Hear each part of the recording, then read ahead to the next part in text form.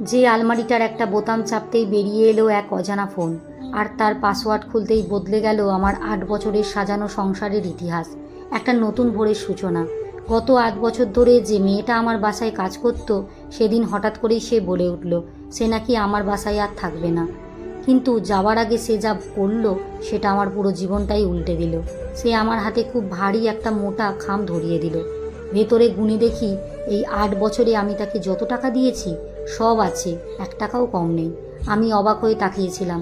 সে গলা নিচু করে বলল, দিদি, আমি আপনার ঋণ নিয়ে থাকতে চাই না, কিন্তু একটা কথা আমাকে বলে যেতেই হবে। না বলে গেলে আমার বুকটা পুড়বে। বড় ঘরের আলমারির একদম ভেতরের দরজাটা, ওটা পেরেক মারা না, ওটা কিন্তু খোলা যায়। আমি কিছু বলার আগেই সে ব্যাগটা কাঁধে তুলে বাসা থেকে চলে গেল।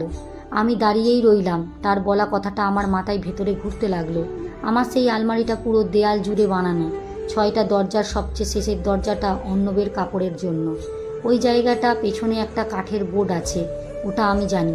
2 বছর আগে একবার নাড়তে গিয়েছিলাম। অর্ণব আমাকে বাধা দিয়ে বলেছিল, ওটা নাড়িও না, আলমারিটা ধরে রাখতে পেরেক মারা আছে। তারপর আর হাত দিইনি। কিন্তু আজ কথাটা মনে পড়তেই বুকের ভেতরটা কেমন একটা সন্দেহ জন্ম নিল। আমি নিচে বসে ভালো করে দেখলাম। পেরেক তো নেই, বরং একটা ছোট্ট ছাপ বোতাম। হাত দিয়ে আস্তে করে একটা চাপ দিতেই কাঠটা সরে গেল। ভেতরে একটা কালো চামড়ার ব্যাগ। ওটা দেখে আমার হাতটা কাঁপছিল, তবুও খুললাম। প্রথমেই একটা মোবাইল ফোন। পাসওয়ার্ড চাইল। প্রথমেই অর্ণবের জন্মদিন দিলাম, ভুল। এরপর আমার বিবাহ বার্ষিকীর তারিখটা দিলাম, সেটাও ভুল। আমার তখন হঠাৎ করেই মনে পড়ল, অর্ণব একদিন বলেছিল খুব স্পেশাল একটা তারিখ আছে, একদিন বুঝবে। আমি সেটা ট্রাই করেছিলাম। আশ্চর্যজনকভাবে মোবাইলের লকটা খুলে গেল। আমার বুকের ভেতরটা ধক করে উঠল। আমি সরাসরি হোয়াটসঅ্যাপে ঢুকলাম। একটা মাত্র চ্যাট, ওপরে পিন করা, নাম লেখা প্রাণ। শেষ মেসেজ গতকাল রাত 11টায়। মেসেজ লেখা, এই শোনো, আজকে তোমার ছেলে প্রথম বাবা বলে ডেকেছে, তুমি আসবে না? সাথে একটা 15 সেকেন্ডের ভিডিওটা প্লে করলাম। একটা 3 বছরের ছোট্ট ছেলে একটা নীল রঙের জামা পরে হাসতে হাসতে বলছে, বাবা, ওটা আমাদের বাসা না। আমার চোখ দুটো ঝাপসা হয়ে গেল। আমাদের বিয়ের 8 বছর হয়ে গেল, কোনো সন্তান নেই। ডাক্তার বলেছে আমি ঠিক আছি, কিন্তু অর্ণব কখনোই পরীক্ষা নিরীক্ষা করতে রাজি হয়নি। আমি চ্যাট স্ক্রোল করলাম। 3 বছরের বেশি সময় ধরে কথা, আর সেটা প্রতিদিন। তুমি আসবে না? আমি অপেক্ষা করছি। ছেলেটার ভীষণ জ্বর। অর্ণবের উত্তরগুলো ঠান্ডা। আজকে তো পারবো না সোনা, কালকে আসবো, ওষুধ খাওয়াও। কখনো কখনো লিখেছে, আর তো মাত্র 2টা বছর, একটু কষ্ট করে অপেক্ষা করো, দেখতে দেখতে সময়গুলো চলে যাবে। সব কিছুই তোমার নামে করে দেব। আমার হাত দুটো ঠান্ডা হয়ে আসছে। ব্যাগের ভেতরে আরও কিছু কাগজ, একটা ফ্ল্যাটের দলিল, ঢাকার একটা অভিজাত এলাকার 1300 স্কোয়ার ফিটের ফ্ল্যাট, মালিকের নাম শিপন্না। ব্যাংক স্টেটমেন্ট, প্রতি মাসে 10 তারিখে 50,000 টাকা ট্রান্সফার। গত 4টে বছর ধরে একটা মাসের জন্য টাকা পাঠানো বাদ যায়নি। একটা ছোট্ট বাক্স, ভেতরে একটা সোনার চেন, কার্ডে লেখা শুভ জন্মদিন শিপন্না। কিন্তু আমার নাম তো দিয়া।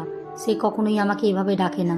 সব কিছুই আগের মতন রেখে দিলাম। আলমারি বন্ধ করলাম, কাপড় গুছিয়ে নিলাম। তারপর নিচে একটা সোফায় এসে রইলাম। ঘড়িতে তখন 3:17। অর্ণব বলছে 9টায় আসবে। 8 বছর ধরে সে সপ্তাহে 4 দিন বাসায় খায় না। আমাকে বলতো ব্যবসায়ের কাজ।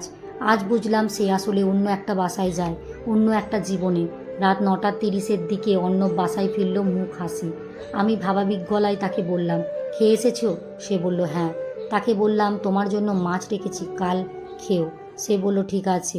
বলেই সে উপরে উঠে গেল। বহু কষ্টে আমি নিঃশ্বাসটা আটকে রাখলাম। সে আলমারিটা খুলল। একটা মুহূর্তের জন্য তার হাতটা আলমারির বোতামের দিকে গেল। আমার বুকটা থেমে গেল, কিন্তু সে কিছুই বুঝল না। কাপড় রেখে বাথরুমে ঢুকে গান গাইতে লাগলো। আমি বহু বছর পরে তাকে বাথরুমে গান গাইতে শুনলাম। পরের দিন সকালে সে তাড়াতাড়ি করে বের হয়ে গেল। আমি ফোন করলাম আমার পুরনো বান্ধবী নাদিয়াকে। তাকে সব কিছু খুলে বললাম। নাদিয়া সব কিছু চুপ করে শুনলো। তুই কিছু বুঝতে দিবি না, আগে সব কিছু জেনে নে। দুপুরে নাদিয়া আমাকে মেসেজ করলো, বলল মেয়েটার নাম শিপন্না, বয়স 27। আগে তোর স্বামী রেস্টুরেন্টের ম্যানেজার ছিল, 6 মাসের মতন কাজ করে ছেড়ে দেয়। এরপর 3 মাসের মধ্যেই ওই ফ্ল্যাটে উঠে যায়। গাড়ি বাড়ি সব কিছুই অর্ণবের। ছেলেটার জন্ম 4ই মে 2021। নাদিয়ার মেসেজগুলো পড়তে পড়তে আমার চোখ দিয়ে টপ টপ করে পানি পড়ল।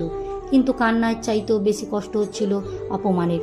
আমি শূন্য পকেটে যে মানুষটার পাশে দাঁড়ালাম, যার ব্যবসায় দাঁড় করালাম, তাও আবার নিজের সমস্ত গয়নাগাটি বিক্রি করে তার হাতে তুলে দিয়ে সে আমাকে সরিয়ে দিয়ে অন্য আর একটা জীবন বানিয়েছে। আমি আয়নায় দাঁড়িয়ে নিজেকে দেখলাম, আমি কি সত্যি এতটা অপ্রয়োজনীয় হয়ে গেছি? দুপুর 2টার দিকে আমি গাড়ি নিয়ে বের হলাম, সোজা সেই এলাকায় গেলাম। গার্ড আমাকে থামালো না, আমি উঠে গেলাম। 3 নম্বর বিল্ডিং, 2য় তলা, ফ্ল্যাট 201। দরজার সামনে দাঁড়িয়ে আমার হাত কাঁপছিল। বেলটায় চাপলাম। ভেতর থেকে ছোট্ট একটা কণ্ঠ, মা মা, কে জানি এসেছে। আমার বুকটা ভেঙে গেল। আমি দাঁড়িয়ে রইলাম।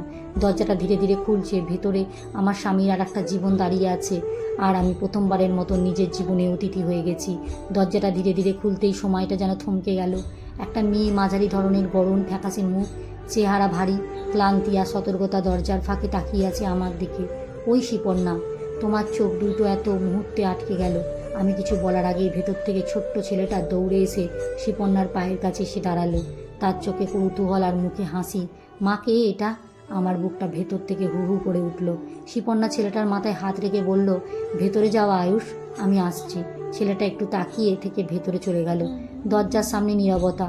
আমি ঠোঁট ভিজিয়ে বললাম, আমি রিয়া। 1 সেকেন্ডে, 2 সেকেন্ডে, তারপর শেষ সব কিছু সে বুঝে গেল। আর তার মুখের রঙটাও বদলে গেল। কিন্তু সে দরজাটা বন্ধ করলো না, বরং সে একটু সরে দাঁড়িয়ে বলল, ভিতরে আসুন। আমি একটু অবাকই হলাম।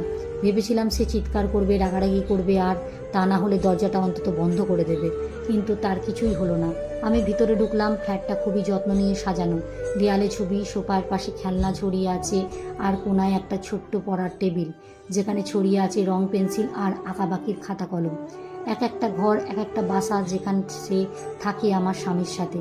আমার চোখ দুটো নিজের থেকেও ঘুরে ঘুরে সব কিছু দেখছিল। হঠাৎ একটা ছবি চোখে পড়ল, অন্নবার শিপন্না, আর মাঝখানে সেই ছোট্ট ছেলেটা। 3 জনের হাসি একটা সম্পূর্ণ পরিবারের মতো। আমার দৃষ্টিটা সরিয়ে নিলাম। শিপন্না শরবতের গ্লাস এনে সামনে রাখলো। তার হাতটা কাঁপছিল আমার মতোই। আমি গ্লাসটা ধরলাম, কিন্তু শরবতটা খেলাম না। কিছুক্ষণ চুপ থাকার পর আমি বললাম, কতদিন? সে মাথায় নিচু করে বলল, 4 বছর। আমার বুকের ভেতরটা কেউ যেন মুঠো করে চেপে ধরল। তাকে বললাম, তুমি জানতে না সে বিবাহিত? শিপন্না একটু মাথা নেড়ে বলল, হ্যাঁ। আমি হাসলাম, একটা ফাঁকা তিক্ত হাসি। তাহলে? শিপন্না আমার চোখের দিকে তাকালো। তার চোখে ভয় ছিল, কিন্তু তার থেকেও বেশি ছিল একটা অদ্ভুত দৃঢ়তা। সে বলে উঠল, আমি প্রথমে জানতাম না যে আমি গর্ব। যখন জানলাম, সে বলেছিল সব ঠিক করে দেবে, আপনাকে ছেড়ে দেবে আর আমাকে বিয়ে করে স্ত্রীর মর্যাদা দেবে। আমার শ্বাস ভারী হয়ে উঠল। শিপন্না আরও বলতে লাগলো। সে প্রথমে বলল, তার সময় লাগবে, কারণ ব্যবসা বাণিজ্যে কিছু ব্যাপার আছে, এইগুলো আগে ঠিকঠাক করতে হবে। আপনি অসুস্থ, আপনাকে এই অবস্থায় ছেড়ে দেওয়া যাবে না। আমি অবাক হয়ে ফিসফিস করে বললাম, আমি অসুস্থ? শিপন্না তখন বলল, হ্যাঁ। তখন তো সে তাই বলেছে। আমি আমার কান্না আর ধরে রাখতে পারলাম না। আমার হাসি আর কান্না একসাথে বেরিয়ে এলো। সে আমাকে কখনোই ডাক্তার দেখাতে নিয়ে যেত না। আমার সুস্থতা নিয়ে কখনোই তার কোনো মাথা ব্যথা ছিল না। অথচ সে বাইরে এসে বলে নাকি আমি অসুস্থ। ভেতর থেকে আয়ুষের হাসির শব্দ বের হয়ে আসছে। ও কিছুই জানে না, আমি দৃঢ় গলায় বললাম। ও আয়ুষ? শিপন্না মাথা নাড়ল। সে কি জানে তার বাবাকে? শিপন্না এবার কিছুই বলল না। এই নীরবতাটাই উত্তর। আমি উঠে দাঁড়ালাম। মনে হচ্ছিল আর এক মুহূর্ত এখানে থাকলে আমি ভেঙে পড়ব। দরজার দিকে হাঁটতে হাঁটতে হঠাৎ করেই থেমে গেলাম। পেছনে ফিরে তাকালাম। আচ্ছা শিপন্না, তুমি কি সুখী? প্রশ্নটা বেরিয়ে এলো নিজের অজান্তে। শিপন্না চুপ করে রইল। তারপর ধীর গলায় বলল, আমি শান্তিতে থাকতে চাই, কিন্তু প্রত্যেকটা দিন ভয় নিয়ে ঘুমাই। আমার মাথা নেড়ে দরজা খুলে বের হয়ে এলাম। লিফট দিয়ে নামতে নামতেই একটা কথাই আমার মাথার মধ্যে ঘুরপাক খাচ্ছিল। আমরা দুজনাই প্রতারিত, দুজনাই অপেক্ষা করছি একটা মানুষের জন্য। আসলে সে কখনোই আমাদের কারোরই ছিল না। গাড়িতে বসে আমি আয়নায় নিজের মুখটা দেখলাম। আজ প্রথমবার আমি নিজেকে নতুনভাবে দেখলাম। একটা ভাঙা মানুষ হিসাবে না, বরং এমন একটা মানুষ হিসাবে যার সামনে এখন একটাই সিদ্ধান্ত। আমি ফোনটা বের করলাম। অর্ণবের নাম স্ক্রিনে ভেসে উঠল। তাকে মেসেজ করলাম, আজ রাতে একটু তাড়াতাড়ি করে বাসায় চলে এসো, তোমার সাথে আমার কিছু গুরুত্বপূর্ণ কথা আছে। সেন্ড করার পরে আমি চোখটা বন্ধ করলাম। আজ আর কান্না এলো না, কারণ আমি বুঝে গেছি এই গল্পটা শুধু বিশ্বাসঘাতকতার না, আমার জীবনে আরও ফিরে আসার শুরু। এইবার আমি আর চুপ করে থাকবো না। রাতটা সত্যিই অনেক লম্বা ছিল। ঘড়ির কাঁটা যেন ইচ্ছে করেই ধীরে চলছিল। আমি যে আর আগের দিয়া নেই সেটা ভালোভাবেই বুঝতে পারছিলাম। অর্ণব সেদিন রাত 8টায় আগে বাসায় ফিরে এলো। দরজাটা খুলে ভেতরে ঢুকে বলল, আজকে তুমি আমাকে এত তাড়াতাড়ি ডাকলে কেন? আমি ডাইনিং টেবিলের পাশে দাঁড়িয়েছিলাম, সব কিছু গুছানো পরিষ্কার, যেন ঝড়ের আগে একটা নিস্তব্ধতা। আমি চেয়ারে বসে তাকে ইশারা করলাম, বললাম, বসো, কথা আছে। সে একটু অবাক হয়ে বলল, ভালো মন্দ কিছু না বলেই বসে পড়ল। আমি সরাসরি তার চোখের দিকে তাকালাম। তোমার আর একটা বাসা আছে। কয়েক সেকেন্ডের মধ্যেই তার মুখের রঙটা উধার হয়ে গেল। কি বলছো এসব? সে স্বাভাবিক থাকার চেষ্টা করলো। আমি টেবিলের ওপরে ফোনটা রাখলাম, সেই ফোনটা যার পাসওয়ার্ড এখনও সেই স্পেশাল তারিখটাই আছে। তার হাতটা কেঁপে উঠল। ঘরের ভেতরে যেন শুনশান আর একটা নীরবতা চেপে এলো। সে ভারী, চাপ এবং দম বন্ধ করা। আমি তাকে ধীরে গলায় বললাম, 4টা বছর ধরে তুমি 2টা জীবন বয়ে বেড়াচ্ছ, একটা আমার সাথে আর একটা শিপন্না আর তার ছেলের সাথে। সে হঠাৎ করে উঠে দাঁড়ালো। শোনো দিয়া, এখানে কিছু বিষয় আছে। আমি তাকে থামিয়ে দিয়ে বললাম, না। আমার কণ্ঠ এবার দৃঢ়। আজ আর আমি তোমার কোনো কথাই শুনবো না। আজকে শুধু আমি বলবো। আমি তাকে একে একে সব বলতে লাগলাম, ফোন, চ্যাট, ফ্ল্যাট, টাকা, এমনকি আজকের দেখা। তার মুখে প্রচণ্ড ভয়, অপরাধবোধ আর একটা ক্লান্তি। সব কিছু শুনে চুপ করে বসে রইল। কিছুক্ষণ পরে সে খুব নিচু গলায় বলে উঠল, আমি কাউকেই হারাতে চাই না। আমি হাসলাম, তুমি কাউকেই হারাতে চাও না, তাই দুজনকেই হারালে। সে মাথাটা নিচু করে ফেলল। আমি ভেবেছিলাম সময় নিয়ে সব কিছু ঠিক করব। সময়? আমি আবার একটু ঝুঁকে বললাম, সময় কার জন্য? আমার? সে গত 8টা বছর ধরে অপেক্ষা করছে, নাকি সে মেয়েটার জন্য যে গত 4টে বছর ধরে তোমার আশায় অপেক্ষা করছে? অন্য কোনো উত্তর দিতে পারল না। আমি গভীরভাবে নিঃশ্বাস নিলাম। তুমি জানো, আজকে আমি শিপন্নার সাথে দেখা করেছি। অর্ণব চমকে তাকালো। তুমি এখানে গিয়েছিলে? আমি একটু থামলাম। শিপন্না আমাকে সব বলেছে। আর কি জানো, সে তোমার বিরুদ্ধে একটা কথাও বলেনি, শুধু বলেছে সে শান্তিতে থাকতে চায়। অর্ণব চোখ বন্ধ করলো। আমি খুব ক্লান্ত দিয়া। আমি ধীর গলায় বললাম, আমরা সবাই ক্লান্ত। ঘরের ভেতরের বাতাসটা ভারী হয়ে উঠেছিল। আমি উঠে দাঁড়ালাম আর বললাম, আমি তোমাকে আর একটা সুযোগ দিচ্ছি, একটা সত্যিকারের সিদ্ধান্ত নেবার। সে আমার দিকে তাকালো। বললাম, তুমি ঠিক করো তুমি কোন জীবনে থাকতে চাও, কিন্তু মনে রেখো, তুমি 2টা জীবন আর একসাথে রাখতে পারবে না। সে কাপা গলায় বললে উঠল, আর তুমি? আমি শান্তভাবে তাকে বললাম, আমি নিজেকে বেছে নিচ্ছি। এই কথাটা বলার পরে আমার বুকটা থেমে গেল, যেন একটা বিশাল ভার নেমে গেল। আমি এগিয়ে গিয়ে আলমারির চাবিটা টেবিলে রাখলাম। এই বাড়িটা আমরা একসাথে গড়েছিলাম, কিন্তু আমি এখানে বন্দি হয়ে থাকতে চাই না। সে হঠাৎ করে আমাকে বলে উঠল, তুমি কি আমাকে ছেড়ে চলে যাবে? আমি তার দিকে তাকালাম। অনেক বছর ধরে প্রথমবার সত্যি করে তোমাকে ছেড়ে যাচ্ছি না অর্ণব। তুমি অনেক আগেই আমাকে ছেড়ে চলে গেছো। আমি শুধু সেটা মেনে নিচ্ছি। তার চোখ দুটো ভিজে উঠল। কিন্তু এইবার আমি থামলাম না। কাল আমি আইনজীবীর সাথে কথা বলবো। আমরা সম্মানের সাথে আলাদা হব। কোনো নাটক না, কোনো প্রতিশোধ না। সে কিছু বলতে চাইছিল, কিন্তু তার মুখ দিয়ে কোনো শব্দ বের হলো না। আমি দরজার দিকে হাঁটতে শুরু করলাম। হঠাৎ সে বলে উঠল, দিয়া। আমি থামলাম, কিন্তু পেছনের দিকে তাকালাম না। আমি কি সব ঠিক করতে পারি না? আমি কয়েক সেকেন্ড চুপ করে রইলাম। তারপর ধীর গলায় বললাম, সব ঠিক করা যায় অর্ণব, কিন্তু সব কিছু আগের মতন করা যায় না। আমি বেরিয়ে এলাম। কয়েক মাস পর আমি নতুন একটা বাসায় উঠেছি। বাসাটা ছোট, কিন্তু নিজের মতো। জানলার পাশেই একটা টেবিল। সেখানে আমি আমার আগের মতন কাজ শুরু করেছি। আজকে একটা বিশেষ দিন। আমি একটা গিফট নিয়ে সেই পরিচিত ফ্ল্যাটের সামনে দাঁড়িয়ে আছি। কলিং বেল চাপলাম। দরজা খুলল শিপন্না। আমাকে দেখে একটু অবাক হলো, তারপর হাসলো, একটা স্বস্তির হাসি। ভেতরে আসুন। ভেতরে ঢুকতেই আয়ুষ দৌড়ে এলো। আয়ুষ বলে উঠল, মা, এ। শিপন্না বলল, তোমার মাসি এসেছে। আমি হাঁটু গেড়ে বসলাম।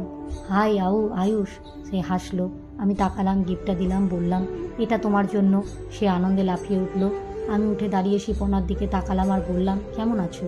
সে বলল, শান্তিতে আছি, আর সেটা অনেক দিন পরে। আমি মাথা নেড়ে হাসলাম। আমরা দুজনেই জানি এই শান্তিটা সহজে আসেনি। দরজা দিয়ে বের হয়ে আস্তে আস্তে আমি আকাশের দিকে তাকালাম। জীবনটা ভেঙে গুঁড়িয়ে গিয়েছিল, কিন্তু শেষ হয়ে যায়নি, কারণ সেখান থেকে শুরু হয়েছিল নতুন একটা উত্থান।